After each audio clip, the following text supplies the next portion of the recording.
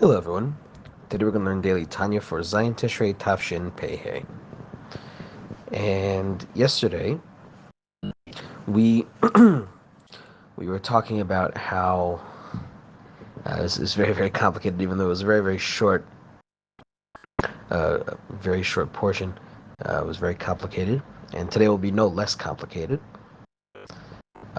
We dealt with a lot of topics. We dealt with how the union of Zeir and Pin and Malchus is what creates out of nothing. Now, let's be clear. When we say creates out of nothing, that can mean is going to mean later on um, several different things. Um, we say God creates something from nothing.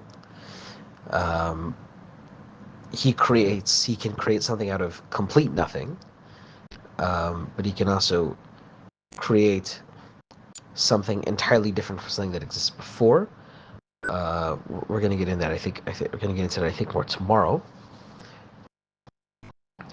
But so let's just get into it today. Just one more important thing. We talked about how there's sort of the things God's presence in the world is through He'ara, what we said, bringing light, or we call it revelation, right?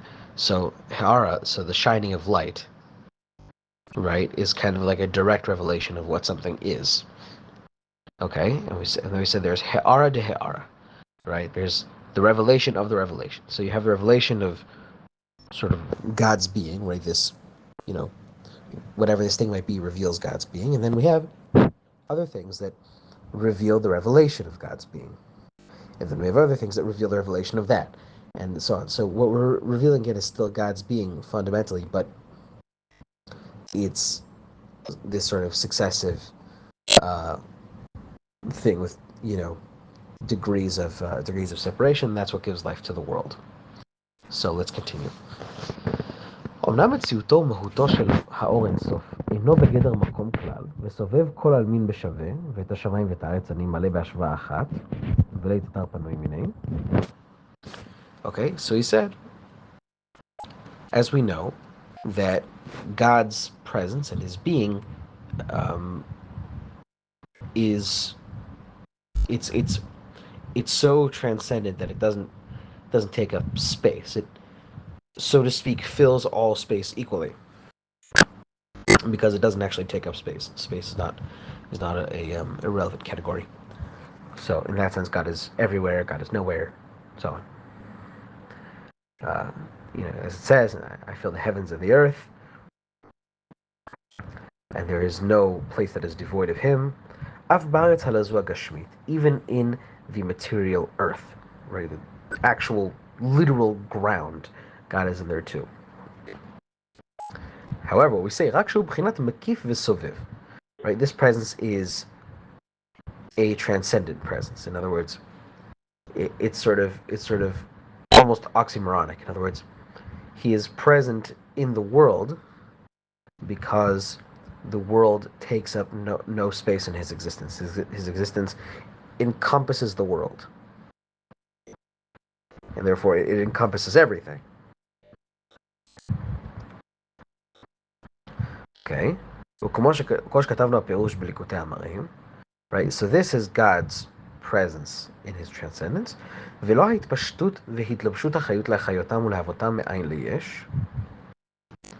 Okay? However, God's sort of the way that God's will acts in everything and gives life to everything. Um, we're gonna talk about a little bit how the different worlds testify to God's existence and express God's will.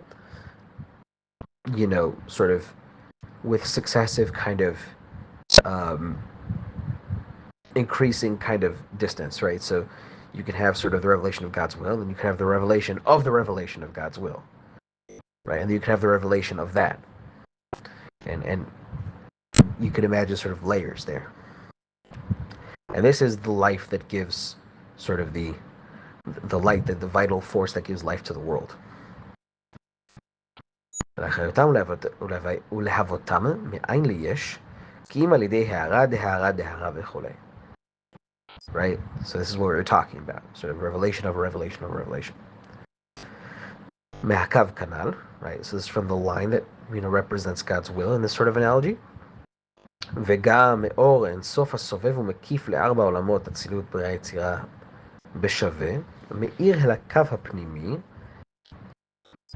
דרך הכלים בעשר ספירות דבריאה יצירה ועשייה. Okay, and so he's saying this is a little bit hard to understand, but when we talk about God's will creating the world, it sort of has a dual nature, because on the one hand God's will is free, it's transcendent, it's eternal and infinite and beyond. On the other hand, God wants to create something in particular. So we need to kind of remember that tension. Okay, so in the sense that God's will is of Himself, right? That it is infinite, like God is infinite, and is free in the same way that God is free. It is an expression of God's transcendence. However, it's His will to be revealed, to reveal Himself to the world, to somebody else, to interact with someone. And that's how it gives life to the world. So it gives life to the world as, again, not by... He wants to reveal something in particular. Okay? So what He wants to reveal is what is revealed. Okay? It's a little bit hard to explain, but you have God's will coming into the world, and His will, as it is from Himself, is divine, it's God. But what it's revealing, which is the light that's coming off of it, if you will, is what God wants to express. Okay?